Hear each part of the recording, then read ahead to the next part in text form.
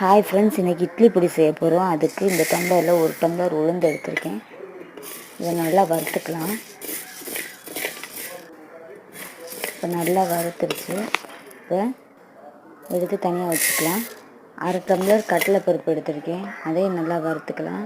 இது நல்லா colour change ஆகிடுச்சு, எடுத்து தனியாக வச்சுக்கலாம். 10 வரமிளகாய் எடுத்து வறுத்துக்குங்க.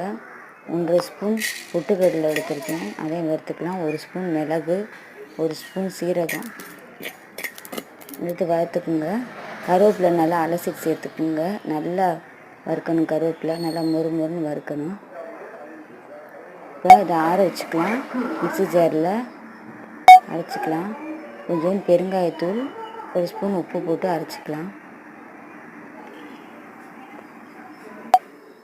இப்போ இந்த பாட்டிலில் ஸ்டோர் பண்ணி வச்சுட்டோம்னா நம்ம தேவைப்படுற நேரம் எடுத்துக்கலாம்.